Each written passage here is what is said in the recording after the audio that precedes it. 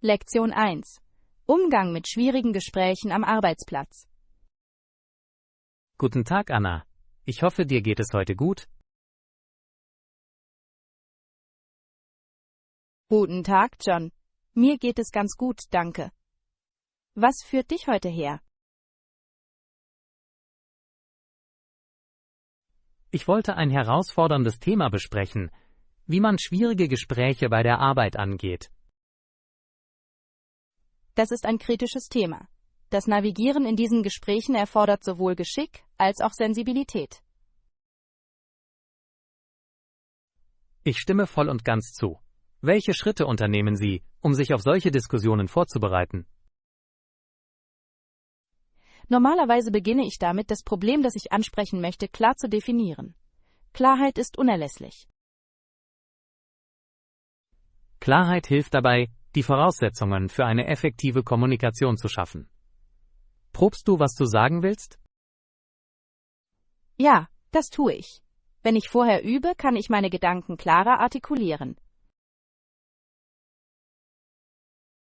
Das ist eine kluge Strategie. Wie gehst du bei diesen Gesprächen mit deinen Emotionen um? Ich versuche ruhig und gelassen zu bleiben. Tief durchzuatmen kann helfen, Angstzustände zu lindern. Tiefes Atmen ist in der Tat hilfreich. Die Aufrechterhaltung eines besonnenen Ansatzes kann sich positiv auf das Gespräch auswirken. Ich erinnere mich auch daran, aktiv zuzuhören. Es ist entscheidend, die Perspektive der anderen Person zu verstehen.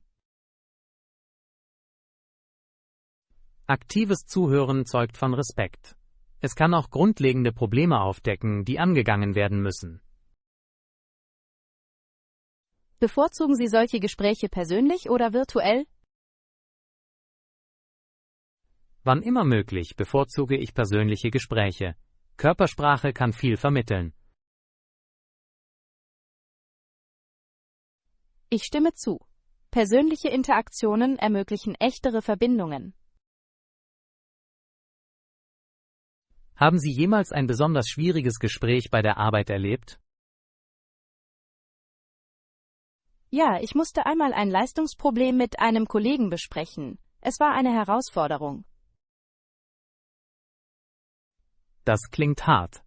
Wie bist du daran herangegangen? Ich habe zunächst ihre Stärken anerkannt, bevor ich die Bereiche erörterte, in denen Verbesserungen möglich sind. Das ist ein kluger Ansatz. Positives Feedback mit konstruktiver Kritik in Einklang zu bringen, kann Spannungen abbauen. Genau. Es hilft der anderen Person, offen für Feedback zu bleiben. Wie wichtig ist es Ihrer Meinung nach, solche Gespräche weiter zu verfolgen? Es ist sehr wichtig. Die Nachverfolgung zeigt, dass Sie sich um Ihren Erfolg kümmern und daran interessiert sind. Ich stimme zu. Es kann auch dazu beitragen, die erörterten Punkte zu bekräftigen und die Fortschritte zu verfolgen. Mussten Sie sich jemals mit Konflikten auseinandersetzen, die sich aus diesen Gesprächen ergeben haben? Zum Glück waren die Konflikte minimal. Ich glaube jedoch, dass eine schnelle Lösung von Problemen eine Eskalation verhindern kann. Das ist eine wertvolle Strategie. Proaktive Kommunikation führt oft zu einer Lösung. Wie gehst du mit jemandem um, der während eines schwierigen Gesprächs defensiv wird? Ich bleibe ruhig und einfühlsam. Das Anerkennen ihrer Gefühle kann dazu beitragen, die Abwehr zu zerstreuen. Das ist ein ausgezeichneter Rat. Empathie kann eine kollaborativere Atmosphäre schaffen. Ich versuche auch, den Fokus auf das Thema zu richten, nicht auf die Person. Es ist wichtig, Verhalten und Charakter zu trennen. Das ist ein kluger Ansatz. Es fördert eher Diskussionen als persönliche Angriffe. Haben Sie jemals eine Schulung im Umgang mit schwierigen Gesprächen erhalten?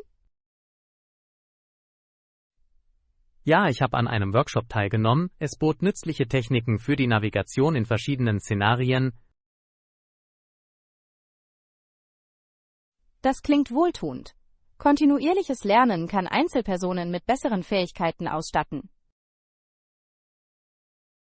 Unbedingt. Glauben Sie, dass diese Gespräche zu persönlichem Wachstum führen können? Ja, das können sie. Die Teilnahme an schwierigen Diskussionen fördert oft die Widerstandsfähigkeit und öffnet die Tür für Verbesserungen. Ich stimme zu. Unbequeme Gespräche zu führen, kann letztendlich die Dynamik am Arbeitsplatz verbessern. Welchen Rat würden Sie jemandem geben, der Schwierigkeiten hat, diese Diskussionen zu initiieren? Ich würde vorschlagen, klein anzufangen. Das Üben mit weniger sensiblen Themen kann Selbstvertrauen stärken. Das ist ein praktischer Rat. Eine allmähliche Exposition kann einen erheblichen Unterschied machen. Vielen Dank für diese aufschlussreiche Diskussion, Anna. Ihre Erkenntnisse sind sehr wertvoll. Danke, John. Ich habe unser Gespräch über ein so wichtiges Thema genossen. Lassen Sie uns auch in Zukunft weitere Strategien für eine effektive Kommunikation untersuchen. Lektion 2: Die Macht der Jahresziele. Guten Morgen, Anna. Es ist mir immer eine Freude, dich zu sehen. Guten Morgen, John. Das Vergnügen liegt wie immer bei mir. Mit welchem Thema beschäftigen wir uns heute? Ich wollte über das Setzen von Jahreszielen sprechen. Setzt du dir jedes Jahr Ziele? Ja, das tue ich. Ich finde es sehr hilfreich, zu Beginn eines jeden Jahres klare Ziele festzulegen. Das klingt toll. Wie legen Sie fest, welche Ziele Sie sich setzen möchten?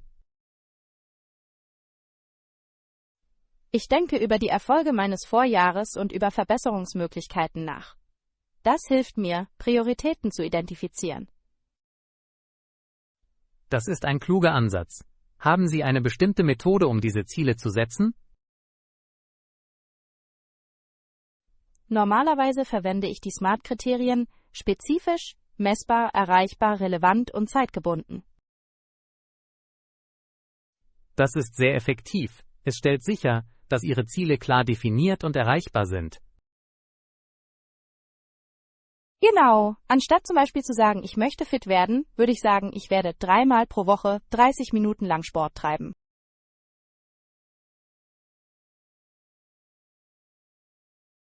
Das ist ein klares und erreichbares Ziel. Haben Sie einen Unterschied bemerkt, seit Sie mit dieser Praxis begonnen haben? Ja, das Verfolgen meiner Ziele hat meinen Fokus und meine Motivation verbessert. Ich verspüre ein größeres Erfolgserlebnis. Das ist ermutigend. Wie oft überprüfst du deine Ziele das ganze Jahr über? Normalerweise überprüfe ich sie vierteljährlich. Auf diese Weise kann ich meine Fortschritte beurteilen und gegebenenfalls Anpassungen vornehmen. Vierteljährliche Bewertungen klingen vernünftig. Es hält Ihre Ziele frisch im Kopf. Ja, ich schreibe auch meine Ziele auf und platziere sie dort, wo ich sie täglich sehen kann. Das ist eine hervorragende Erinnerung. Sichtbarkeit kann das Engagement für Ihre Ziele verbessern. Hast du dir jährliche Ziele gesetzt, John? Das habe ich. Normalerweise konzentriere ich mich auf die persönliche und berufliche Entwicklung. Das ist ein kluger Ansatz. Das Ausbalancieren beider Bereiche trägt zum Gesamtwachstum bei. Ich stimme zu. Zum Beispiel habe ich mir zum Ziel gesetzt, in diesem Jahr meine Fähigkeiten als Redner zu verbessern. Das ist eine wertvolle Fähigkeit. Wie wollen Sie das erreichen? Ich habe mich für einen lokalen Redekurs angemeldet und werde regelmäßig üben. Das ist eine großartige Möglichkeit, Selbstvertrauen zu gewinnen. Hast du über deine bisherigen Fortschritte nachgedacht? Ich habe mich wohler gefühlt, vor Gruppen zu sprechen. Der Kurs hat sich als vorteilhaft erwiesen. Das ist ein hervorragender Fortschritt. Ich glaube, dass die Überprüfung und Anpassung der Ziele für den Erfolg unerlässlich ist. Unbedingt. Flexibilität kann Ihnen helfen, sich an alle auftretenden Herausforderungen anzupassen. Vor welchen Herausforderungen standen Sie bei der Erreichung Ihrer Ziele? Zeitmanagement ist oft eine Herausforderung. Das Leben kann hektisch und überwältigend werden. Das verstehe ich vollkommen. Das Gleichgewicht zwischen mehreren Verantwortlichkeiten erfordert eine sorgfältige Planung. Ich priorisiere Aufgaben mit einem Wochenplaner. Das hilft mir, organisiert und konzentriert zu bleiben. Das ist eine großartige Strategie. Eine Organisation kann die Produktivität erheblich steigern. Welche Ziele haben Sie sich in diesem Jahr gesetzt? Ich habe vor, eine neue Sprache zu lernen. Es war schon immer ein persönlicher Traum von mir. Das ist ein fantastisches Ziel. Sprachenlernen eröffnet viele Möglichkeiten. Ja, das tut es. Ich habe angefangen, eine Sprach-App zu benutzen und jeden Tag zu üben. Konsistenz ist der Schlüssel zum Sprachenlernen. Wie hältst du deine Motivation hoch? Ich setze kleine Meilensteine, zum Beispiel jede Woche 10 neue Wörter zu lernen. Diese Erfolge zu feiern, motiviert mich weiter. Das klingt effektiv. Kleine Belohnungen können das Lernerlebnis verbessern. Hast du schon irgendwelche Jahresziele für das nächste Jahr in Betracht gezogen? Ich habe angefangen zu brainstormen. Ich möchte meine Kochkünste verbessern und neue Küchen ausprobieren. Das klingt aufregend. Neue Gerichte kochen zu lernen kann sehr lohnend sein. Das kann es sicherlich. Ich glaube, Kochen kann auch ein wunderbares kreatives Medium sein. Ich stimme zu. Danke, dass du deine Ziele und Strategien geteilt hast, John. Danke, Anna. Ich schätze auch Ihre Erkenntnisse. Lassen Sie uns weiterhin gegenseitig bei unseren Bemühungen motivieren. Lektion 3. Mode als Form der Selbstdarstellung. Guten Abend, Anna. Ich hoffe, du hast einen schönen Tag. Guten Abend, John. Mir geht es in der Tat gut, danke. Worüber diskutieren wir heute? Ich wollte die Rolle der Mode bei der Selbstdarstellung untersuchen. Was sind deine Gedanken? Mode ist für mich eine wichtige Form der Selbstdarstellung. Sie spiegelt meine Persönlichkeit und Stimmung wider. Ich stimme voll und ganz zu. Kleidung kann viel über die eigene Identität aussagen. Wie wählst du deine Outfits aus? Ich wähle oft Stücke aus, die meinen aktuellen Gefühlen entsprechen. Farben und Stile vermitteln meine Emotionen effektiv. Das ist interessant. Denken Sie, dass Trends Ihre Entscheidungen beeinflussen? Trends spielen sicherlich eine Rolle. Ich ziehe es jedoch vor, sie auf eine Weise zu integrieren, die sich für mich authentisch anfühlt. Das ist ein kluger Ansatz. Durch die Kombination von persönlichem Stil und Trends kann ein einzigartiger Look entstehen. Genau. Ich glaube, dass Mode eine Erweiterung dessen sein sollte, wer du bist, keine Einschränkung. Haben Sie jemals den Druck verspürt, sich bestimmten Modetrends anzupassen? Ja, manchmal. Soziale Medien können unrealistische Standards schaffen. Das ist wahr. Plattformen heben oft bestimmte Stile hervor, die möglicherweise nicht bei allen Anklang finden. Ich versuche, mich auf das zu konzentrieren, was mich selbstbewusst macht, anstatt nur Trends zu folgen. Das ist ermächtigend. Selbstvertrauen kommt oft zum Vorschein, wenn man sich in seiner Kleidung wohlfühlt. Hast du einen bestimmten Stil, den du gerne ausdrückst? Ich bevorzuge einen klassischen, aber modernen Look. Ich glaube, es vermittelt Raffinesse. Klassische Stile können sehr elegant sein. Welche Artikel halten Sie für unverzichtbar für Ihre Garderobe? Ich halte maßgeschneiderte Anzüge und hochwertige Schuhe für unverzichtbar. Sie werten jedes Outfit auf. Das sind großartige Entscheidungen. Hochwertige Stücke halten in der Regel länger und machen einen polierten Eindruck. Wie wählst du Teile für deine Garderobe aus? Haben sie einen bestimmten Prozess? Ich lege Wert auf Vielseitigkeit. Ich suche nach Artikeln, die auf verschiedene Arten gestylt werden können. Vielseitige Teile bieten ein hervorragendes Preis-Leistungs-Verhältnis. Sie können sich an verschiedene Anlässe anpassen. Genau. Ich konzentriere mich auch auf Nachhaltigkeit. Die Wahl ethisch hergestellter Kleidung ist mir wichtig. Nachhaltigkeit in der Mode gewinnt zunehmend an Bedeutung. Immer mehr Menschen erkennen ihre Bedeutung. Ja, und ich glaube, dass sich unsere Entscheidungen positiv auf die Umwelt auswirken können. Haben Sie Marken gefunden, die Ihren nachhaltigen Werten entsprechen? Ich habe mehrere entdeckt. Einige Marken konzentrieren sich auf die Verwendung umweltfreundlicher Materialien und fairer Arbeitspraktiken. Das ist ermutigend. Die Unterstützung solcher Marken fördert verantwortungsvollen Konsum. In der Tat. Mode sollte nicht auf Kosten des Planeten gehen. Denken Sie, dass die Art und Weise, wie wir uns kleiden, auch unser Verhalten beeinflussen kann? Ja, auf jeden Fall. Etwas zu tragen, bei dem ich mich gut fühle, steigert mein Selbstvertrauen und meine Stimmung.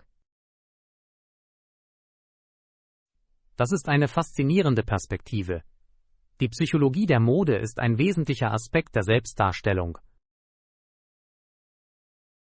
Ich glaube, Kleidung kann auch beeinflussen, wie andere uns wahrnehmen. Der erste Eindruck ist wichtig. Sehr wahr. Mode kann als starkes Kommunikationsinstrument in sozialen Interaktionen dienen. Hast du Momente erlebt, in denen sich dein Outfit im Laufe des Tages verändert hat? Ja, ich habe einmal zu einem wichtigen Meeting einen maßgeschneiderten Anzug getragen. Ich fühlte mich selbstbewusst und selbstbewusst. Das ist ein perfektes Beispiel. Sich gut anzuziehen kann erhebliche psychologische Auswirkungen haben. Welchen Rat würdest du jemandem geben, der seinen persönlichen Stil erforscht? Ich würde vorschlagen, mit verschiedenen Looks zu experimentieren. Entdecken Sie, wodurch Sie sich wohl und authentisch fühlen. Das ist ein ausgezeichneter Rat.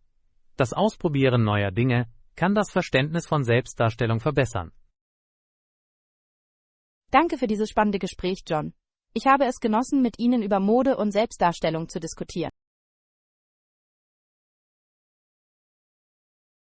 Danke, Anna. Ihre Erkenntnisse sind immer aufschlussreich. Lassen Sie uns diese wichtigen Themen in unseren zukünftigen Diskussionen weiter untersuchen.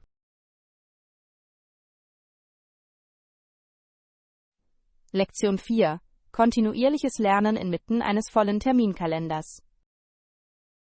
Guten Tag, Anna. Ich hoffe, dir geht es heute gut.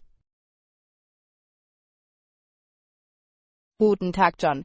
Mir geht es ganz gut, danke. Was beschäftigt dich?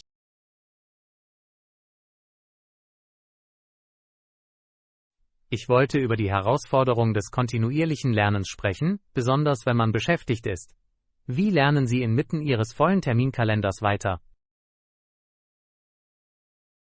Das ist ein interessantes Thema. Ich glaube, es ist wichtig, dem Lernen auch in hektischen Zeiten Priorität einzuräumen. Ich stimme voll und ganz zu. Welche Methoden verwenden Sie, um Lernen in Ihren Tagesablauf zu integrieren? Ich nehme mir gerne jeden Tag kleine Zeitblöcke zum Lesen oder für Online-Kurse ein. Sogar 20 Minuten können effektiv sein. Das ist ein kluger Ansatz. Kurze, fokussierte Sitzungen können im Laufe der Zeit einen erheblichen Unterschied machen. Genau. Ich finde auch, dass das Hören von Lernpodcasts beim Pendeln eine großartige Möglichkeit ist, unterwegs zu lernen. Podcasts sind eine hervorragende Ressource. Sie ermöglichen es Ihnen, Informationen beim Multitasking passiv aufzunehmen. Ja, das tun sie. Ich wähle oft Themen aus, die mich interessieren oder mit meiner Karriere zu tun haben. Das ist eine kluge Strategie. Etwas Relevantes zu lernen kann die Motivation und die Mitarbeiterbindung verbessern. Haben Sie darüber nachgedacht, Apps für schnelles Lernen zu verwenden? Das habe ich. Es gibt mehrere fantastische Apps, die kleine Lektionen zu verschiedenen Themen anbieten. Ich benutze einen namens Duolingo, um in meiner Freizeit Sprachen zu lernen. Das ist eine gute Wahl. Tägliches Üben, auch wenn es kurz ist, hilft, das Lernen zu stärken. Außerdem versuche ich, das Lernen in meine täglichen Aktivitäten zu integrieren. Zum Beispiel kann ich in den Mittagspausen Artikel lesen, die sich auf mein Fachgebiet beziehen. Das ist eine produktive Nutzung der Zeit. Durch die Kombination von Lernen mit täglichen Aufgaben kann ein reibungsloser Ablauf gewährleistet werden. Haben Sie Online-Kurse genutzt, die in Ihren Zeitplan passen?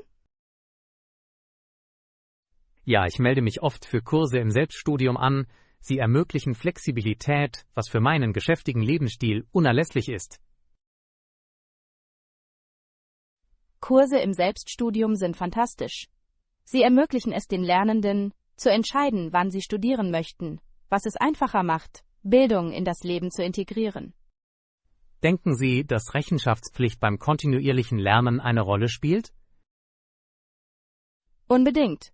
Das Teilen von Zielen mit Freunden kann dich motivieren, an deinen Lernplänen festzuhalten. Das ist eine hervorragende Idee. Gruppenlernen kann auch Diskussionen und ein tieferes Verständnis fördern.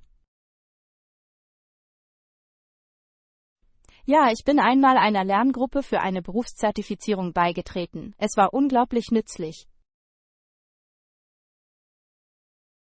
Das klingt nach einer bereichernden Erfahrung. Wenn Sie Gleichaltrige haben, die Sie unterstützen, kann dies den Lernprozess verbessern. Welche Tipps würdest du jemandem geben, der Schwierigkeiten hat, Zeit zum Lernen zu finden? Ich würde vorschlagen, einen Zeitplan zu erstellen. Die Zuweisung bestimmter Zeiten für das Lernen kann helfen, Prioritäten zu setzen. Das ist ein ausgezeichneter Rat. Eine definierte Routine sorgt für Konsistenz. Darüber hinaus würde ich empfehlen, erreichbare Lernziele zu setzen. Kleine Meilensteine können zu größeren Erfolgen führen. Ich stimme zu. Das Erreichen kleiner Ziele steigert das Selbstvertrauen und die Motivation. Sind Sie auf Ihrer Lernreise jemals auf Hindernisse gestoßen? Ja, manchmal wird das Leben überwältigend und das Lernen tritt in den Hintergrund. Das ist eine gemeinsame Herausforderung. In geschäftigen Zeiten ist es wichtig, sanft mit sich selbst umzugehen. Genau. Die Anpassung der Erwartungen kann dazu beitragen, Stress abzubauen und gleichzeitig den Fokus auf das Lernen zu behalten. Wie wäre es mit Lernen als soziale Aktivität? Das kann sehr effektiv sein. Wenn Sie mit Freunden darüber sprechen, was Sie lernen, können Sie Ihr Wissen vertiefen. Ich stimme zu. Es bereichert die Lernerfahrung, wenn sie mit anderen geteilt wird. Danke für dieses aufschlussreiche Gespräch, John. Ihre Tipps und Perspektiven sind wertvoll? Danke, Anna. Ich schätze Ihre Gedanken zur Aufrechterhaltung des kontinuierlichen Lernens inmitten eines vollen Terminkalenders. Lektion 5: Community-Reparaturveranstaltungen. Guten Tag, Anna. Ich hoffe, du genießt deinen Tag. Guten Tag, John. Mir geht es ganz gut, danke. Worüber möchtest du heute sprechen?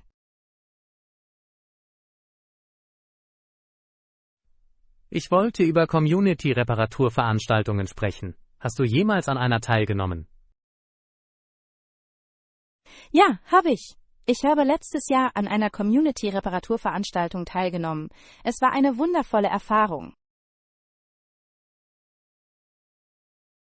Das klingt interessant. An welcher Art von Reparaturen waren Sie beteiligt?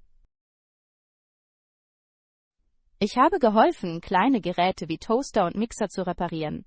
Viele Leute brachten ihre kaputten Gegenstände mit. Das ist beeindruckend. Die Reparatur von Geräten kann sowohl Geld als auch Ressourcen sparen. Genau. Es fördert auch die Nachhaltigkeit, indem es Abfall reduziert. Wie haben Sie von der Veranstaltung erfahren? Ich habe es durch einen Newsletter der lokalen Gemeinschaft herausgefunden. Sie fördern oft solche Aktivitäten. Das ist eine großartige Ressource. Community-Newsletter können Anwohner über wertvolle Ereignisse informieren. Das tun sie auf jeden Fall. Die Veranstaltung selbst wurde von Freiwilligen aus der Gemeinde organisiert. Es ist inspirierend zu sehen, wie Menschen für eine gemeinsame Sache zusammenkommen. Gab es viele Teilnehmer? Ja, die Beteiligung war beeindruckend. Menschen jeden Alters waren anwesend, begierig darauf, zu lernen und zu helfen. Das ist fantastisch.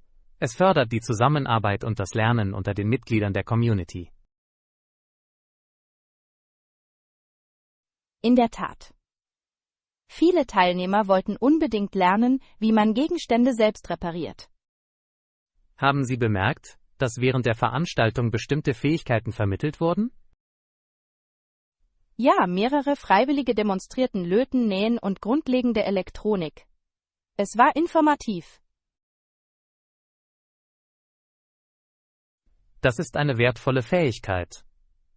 Anderen beizubringen, Dinge zu reparieren, kann sie stärken. Unbedingt. Die Teilnehmer verließen die Veranstaltung mit neuem Vertrauen in ihre Fähigkeit, Gegenstände zu reparieren. Wie haben Sie sich nach der Teilnahme an der Veranstaltung gefühlt? Ich fühlte mich erfüllt und war stolz darauf, einen Beitrag zu leisten. Es war lohnend, die Dankbarkeit der Menschen zu sehen. Das ist herzerwärmend. Der Gemeinschaft etwas zurückzugeben, fördert das Zugehörigkeitsgefühl. Ich stimme voll und ganz zu. Ich denke, Reparaturveranstaltungen in der Gemeinde fördern auch eine Kultur des Wissensaustausches. Das Teilen von Fähigkeiten ist von unschätzbarem Wert. Es kann dauerhafte Verbindungen zwischen den Bewohnern herstellen. Haben Sie darüber nachgedacht, an einer ähnlichen Veranstaltung teilzunehmen? Ja, das würde ich sehr gerne. Ich glaube, es ist eine hervorragende Möglichkeit, die Community zu unterstützen. Ich empfehle es. Die Teilnahme an solchen Veranstaltungen führt immer zu bereichernden Erfahrungen. Denken Sie, dass diese Veranstaltungen häufiger abgehalten werden sollten? Unbedingt. Regelmäßige Veranstaltungen könnten mehr Menschen helfen und eine Reparaturkultur fördern. Das klingt nach einer großartigen Initiative. Es kann auch dazu beitragen, die heute bestehende Wegwerfkultur zu reduzieren. Ja, die Förderung der Reparatur gegenüber dem Austausch ist für die Nachhaltigkeit von entscheidender Bedeutung. Wie können wir Ihrer Meinung nach mehr Teilnehmer für diese Veranstaltungen gewinnen? Ich glaube, dass die Förderung des Bildungsaspekts mehr Teilnehmer anziehen kann. Das ist ein ausgezeichneter Punkt. Die Betonung von Lernmöglichkeiten kann reizvoll sein. Social-Media-Kampagnen könnten ebenfalls helfen. Sie erreichen schnell ein breiteres Publikum. Die Nutzung sozialer Medien kann die Sichtbarkeit erheblich verbessern. Es könnte auch jüngere Teilnehmer anziehen. Genau. Die Einbeziehung der Jugend ist für die Zukunft des Wiederaufbaus von Gemeinden von entscheidender Bedeutung. Welchen Rat würdest du jemandem geben, der ein Community Repair Event plant? Ich würde vorschlagen, mit lokalen Organisationen zusammenzuarbeiten. Sie verfügen oft über wertvolle Ressourcen und Fachwissen. Zusammenarbeit kann die Wirkung definitiv verstärken. Vielen Dank, dass Sie Ihre Erkenntnisse geteilt haben, Anna. Danke, John. Es hat mir Spaß gemacht, mit Ihnen über die Bedeutung von Reparaturveranstaltungen in der Gemeinde zu sprechen. Lassen Sie uns auch in Zukunft weitere Themen untersuchen, die das Engagement der Gemeinschaft fördern. Lektion 6: Techniken zur Zeitblockierung beherrschen. Guten Tag, Anna. Ich hoffe, dir geht es heute gut. Guten Tag, John. Mir geht es ganz gut, danke.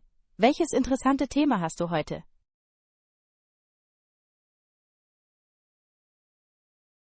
Ich würde gerne über Zeitblockierung sprechen. Was sind deine Tipps für eine effektive Zeitblockierung? Zeitblockierung ist ein hervorragender Ansatz zur Zeitverwaltung. Ich priorisiere Aufgaben, indem ich jeder Aufgabe bestimmte Zeitblöcke widme. Das ist eine kluge Technik. Wie legen Sie fest, wie viel Zeit Sie für jede Aufgabe einplanen müssen? Ich bewerte die Komplexität jeder Aufgabe. Manche Aufgaben erfordern mehr Konzentration und Mühe, während andere schneller sind. Das macht Sinn. Haben Sie die Zeitblockierung für verschiedene Aspekte Ihres Lebens oder nur für die Arbeit verwendet? Ich benutze es für beide. Es hilft dabei, berufliche Verantwortung und persönliche Verpflichtungen effektiv in Einklang zu bringen. Das ist beeindruckend. Hast du einen bestimmten Zeitplan, dem du folgst? Normalerweise nehme ich mir Sonntagabende Zeit, um meine Woche zu planen. Ich skizziere Aufgaben und teile ihnen Zeit ein. Die Planung zu Beginn der Woche klingt effektiv. Passen Sie Ihren Plan täglich nach Bedarf an? Ja, das tue ich. Ich überprüfe meinen Zeitplan jeden Morgen, um sicherzustellen, dass er realistisch und erreichbar bleibt. Flexibilität ist unerlässlich. Wie gehst du mit unerwarteten Unterbrechungen während deiner Zeitblöcke um? Ich versuche, Ablenkungen zu begrenzen, aber wenn es zu Unterbrechungen kommt, bewerte ich deren Dringlichkeit. Dann passe ich meinen Zeitplan entsprechend an. Das ist eine kluge Strategie. Sich an Veränderungen anzupassen, ohne den Fokus zu verlieren, ist eine wichtige Fähigkeit. Unbedingt. Ich finde, dass die Verwendung eines Timers dazu beitragen kann, den Fokus während jedes Blocks aufrechtzuerhalten. Die Verwendung eines Timers erzeugt ein Gefühl der Dringlichkeit. Es fördert die Produktivität. Ja, ich stellte meinen Timer auf 25 Minuten ein, gefolgt von einer 5-minütigen Pause. Diese Technik ist als Pomodoro-Technik bekannt. Ich habe von dieser Methode gehört. Pausen sind wichtig für geistige Klarheit und Erholung. Das sind sie wirklich. Ich nutze Pausen, um mich zu dehnen oder mir einen kleinen Snack zu holen. Das erfrischt meinen Geist. Haben Sie eine Steigerung der Produktivität bemerkt, seit Sie mit der Zeitblockierung begonnen haben? Sehr wohl. Durch Zeitblockierung entfällt die Überforderung einer langen To-Do-Liste. Das ist ermutigend. Hast du noch weitere Tipps für Anfänger, die zum ersten Mal Timeblocking ausprobieren? Ich würde empfehlen, mit weniger Aufgaben zu beginnen. Beginnen Sie mit nur 2 bis 3 Blöcken täglich. Das ist ein praktischer Rat. Eine schrittweise Erhöhung der Anzahl der Aufgaben kann dazu beitragen, Selbstvertrauen aufzubauen. Ja, und erwägen Sie die Verwendung digitaler Tools oder Planer. Sie können die Organisation verbessern. Digitale Tools können bei der visuellen Verwaltung von Zeitblöcken helfen. Welche Apps empfehlen Sie? Ich mag besonders Todoist und Trello. Sie sind benutzerfreundlich und effektiv für das Zeitmanagement. Die klingen hilfreich. Haben Sie bei der Implementierung der Zeitblockierung irgendwelche Herausforderungen erlebt? Anfangs war es schwierig abzuschätzen, wie lange Aufgaben dauern würden. Im Laufe der Zeit habe ich gelernt, meine Genauigkeit zu verbessern. Das ist eine häufige Schwierigkeit. Das Abschätzen der Zeit kann Übung erfordern. In der Tat. Ich denke jetzt über meine erledigten Aufgaben nach, um meine Zeitschätzungen für die zukünftige Planung zu verfeinern. Das ist eine großartige Praxis. Eine kontinuierliche Bewertung führt oft zu Verbesserungen. Was ist mit dir, John? Hast du versucht, Zeit zu blockieren? Ja, ich habe vor kurzem angefangen. Ich finde, dass es mir hilft, mein tägliches Arbeitspensum besser zu bewältigen. Das ist ausgezeichnet. Auf welche Arten von Aufgaben konzentrieren Sie sich? Ich verteile Blöcke sowohl für arbeitsbezogene Aufgaben als auch für Aktivitäten zur persönlichen Entwicklung. Das Gleichgewicht zwischen beiden Bereichen ist für das Gesamtwachstum unerlässlich. Wie stellst du sicher, dass du dich an deine Blockaden hältst? Ich verwende Erinnerungen auf meinem Handy. Sie helfen mir, zur Rechenschaft zu ziehen. Das ist eine tolle Idee. Rechenschaftspflicht kann das Engagement erheblich verbessern. Was ist deiner Meinung nach der wichtigste Aspekt der Zeitblockierung? Ich glaube, Beständigkeit ist der Schlüssel. Das Festhalten an einem Zeitplan baut im Laufe der Zeit Gewohnheiten auf. Ich stimme zu. Gewohnheiten können zu langfristigem Erfolg führen. Vielen Dank, dass Sie Ihre Erkenntnisse geteilt haben, Anna. Danke, John. Ich habe es genossen, mit Ihnen über Zeitblockierungs- und Produktivitätsstrategien zu sprechen. Lassen Sie uns auch in Zukunft effektive Zeitmanagement-Techniken erforschen. Lektion 7. Bewertung von Technologienachrichten. Guten Tag, Anna. Ich hoffe, du hast einen produktiven Tag. Guten Tag, John. Mir geht es gut, danke. Welches Thema schwebt dir heute vor? Ich wollte darüber sprechen, wie Technologienachrichten bewertet werden können. Es ist wichtig, glaubwürdige Informationen zu erkennen. Das ist ein sehr relevantes Thema. Bei so vielen verfügbaren Informationen ist die Bewertung von Quellen unerlässlich. Unbedingt. Welche Strategien verwenden Sie, um die Glaubwürdigkeit einer Technologienachricht einzuschätzen? Ich überprüfe zunächst die Quelle der Geschichte. Etablierte und seriöse Veröffentlichungen bieten oft zuverlässigere Informationen. Das ist ein solider Ansatz. Die Vertrautheit mit glaubwürdigen Quellen kann das Urteilsvermögen erheblich verbessern. Ich suche auch nach den Qualifikationen des Autors. Ein Autor mit technischem Fachwissen ist eher bereit, genaue Informationen zu präsentieren. Das ist ein ausgezeichneter Punkt. Das Verständnis des Hintergrunds des Autors verleiht dem Artikel Kontext. Außerdem betrachte ich das Veröffentlichungsdatum. Die Technologie entwickelt sich rasant und aktuelle Nachrichten sind oft relevanter. Aktualität ist in der Tat entscheidend. Ältere Geschichten können veraltete Informationen enthalten. Ich verweise die Nachrichten auch mit anderen zuverlässigen Quellen. Es hilft, die Richtigkeit der Informationen zu bestätigen. Das ist eine kluge Strategie. Der Vergleich verschiedener Perspektiven kann einen umfassenderen Überblick bieten.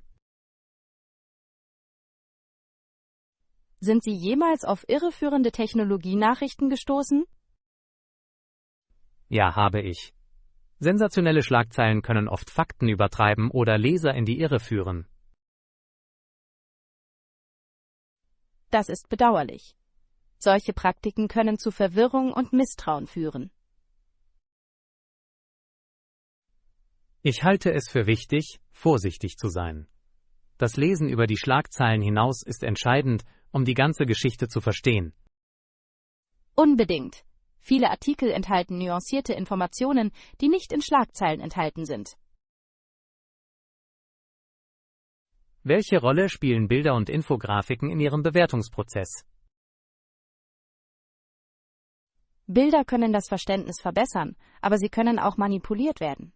Ich bewerte ihre Relevanz und Genauigkeit. Das ist ein kluger Ansatz. Bilder sollten den Inhalt unterstützen und nicht ablenken oder irreführen.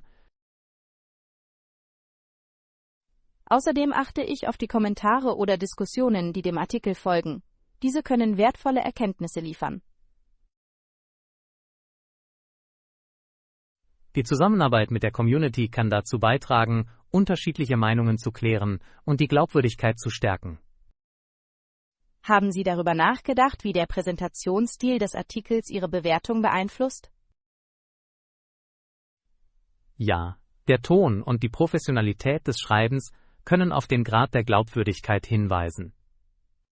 In der Tat, ein gut strukturierter Artikel spiegelt oft gründliche Recherchen und Nachdenklichkeit wider. Denken Sie, dass Technologienachrichten potenzielle Vorurteile beinhalten sollten? Ja, Vorurteile zu erkennen ist entscheidend. Viele Veröffentlichungen haben spezifische Perspektiven, die ihre Berichterstattung beeinflussen können. Ich stimme zu. Das Verständnis dieser Vorurteile ermöglicht eine fundiertere Interpretation der Nachrichten. Welche Tools verwenden Sie, um Informationen bei der Bewertung einer Geschichte zu überprüfen? Ich beziehe mich oft auf Websites, die Fakten überprüfen. Sie bieten eine glaubwürdige Analyse verschiedener Behauptungen. Websites, die Fakten überprüfen, sind von unschätzbarem Wert. Sie helfen, Fehlinformationen schnell zu klären. Wie oft bewerten Sie Technologieneuigkeiten kritisch? Ich mache es mir zur Gewohnheit, Nachrichten täglich kritisch zu bewerten. Um auf dem Laufenden zu bleiben, ist eine sorgfältige Prüfung erforderlich. Das ist lobenswert. Eine kritische Denkweise ist im heutigen Informationszeitalter unerlässlich. Haben Sie Ihre Bewertungstechniken jemals mit anderen geteilt? Ja, ich bespreche diese Fähigkeiten häufig mit Freunden. Ich finde, jeder sollte lernen, Nachrichten kritisch zu bewerten. Das ist ein wertvoller Beitrag. Andere zu unterrichten kann eine besser informierte Gemeinschaft fördern. Welchen Rat würden Sie jemandem geben, der mit der Bewertung von Technologienachrichten noch nicht vertraut ist? Ich würde empfehlen, mit seriösen Quellen zu beginnen und kritische Lesefähigkeiten zu üben. Mit der Zeit wird es einfacher. Das ist ein ausgezeichneter Rat. Die Entwicklung einer kritischen Denkweise ist der Schlüssel, um effektiv mit Technologienachrichten umzugehen. Danke für dieses aufschlussreiche Gespräch, John. Danke, Anna. Es hat mir Spaß gemacht, mit Ihnen über die Bewertung von Technologienachrichten zu sprechen. Lektion 8. Die Freude an hausgemachten Hausmannskost. Guten Abend, Anna. Ich hoffe, du genießt deinen Tag. Guten Abend, John. Mir geht es in der Tat gut, danke. Worüber möchtest du heute sprechen? Ich wollte über Hausmannskost sprechen. Was sind deine liebsten hausgemachten Hausmannskost? Das ist ein herrliches Thema. Ich liebe hausgemachte Makkaroni und Käse absolut. Es weckt schöne Erinnerungen. Makkaroni und Käse sind ein klassisches Hausmannskost. Was macht es für dich besonders? Es erinnert mich an Abendessen in meiner Kindheit mit meiner Familie. Es hat etwas Nostalgisches. Ich verstehe. Hausmannskost hat oft einen sentimentalen Wert. Haben Sie ein spezielles Rezept?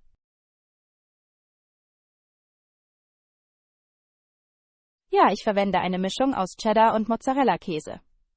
Die Kombination erzeugt eine cremige Textur. Das klingt köstlich. Backst du es oder servierst du es auf dem Herd? Normalerweise backe ich es für eine goldene Kruste. Es fügt eine zusätzliche Geschmacksschicht hinzu. Beim Backen entsteht eine so herrliche Textur. Welche anderen Hausmannskost magst du? Ich liebe auch hausgemachte Hühnersuppe. Es ist beruhigend, besonders bei kaltem Wetter.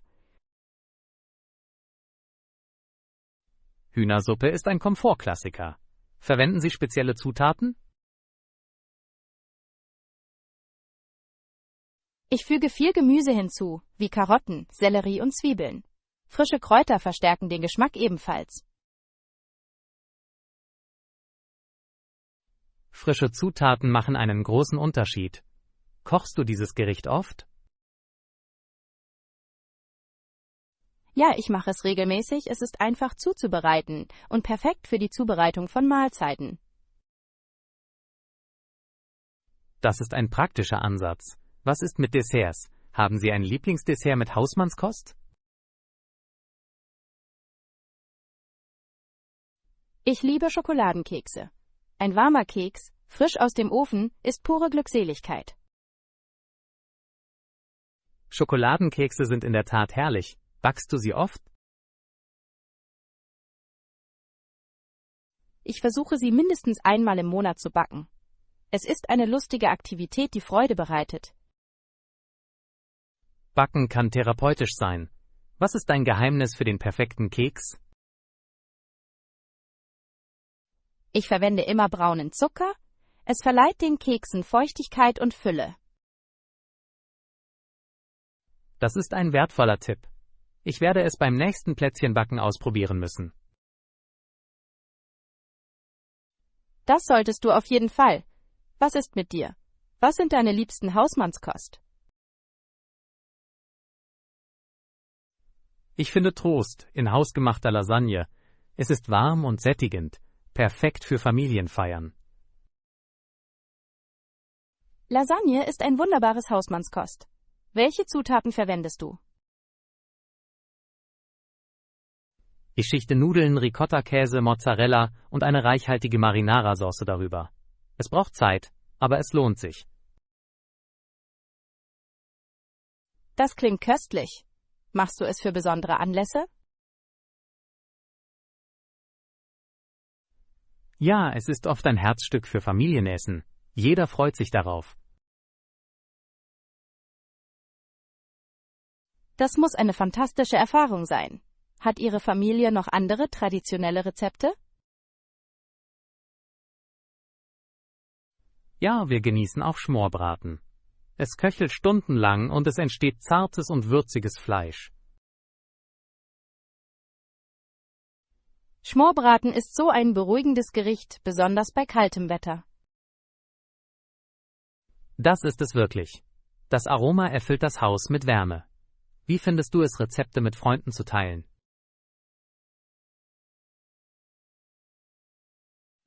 Ich liebe es, Rezepte zu teilen.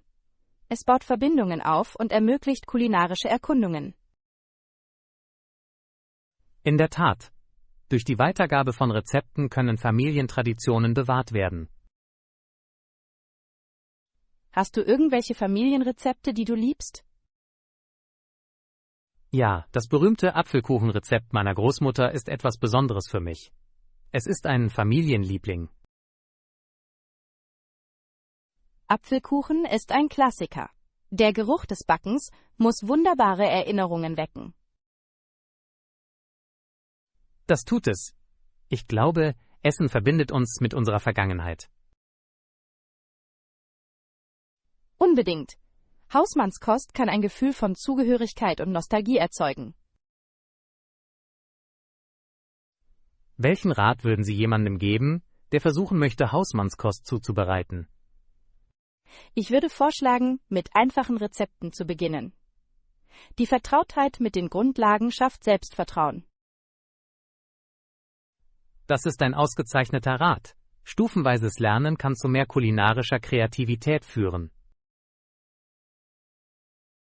Danke für dieses wunderbare Gespräch, John. Ich habe es genossen, über unsere Lieblingsgerichte zu sprechen. Danke, Anna. Ihre Leidenschaft für hausgemachte Mahlzeiten ist wirklich inspirierend.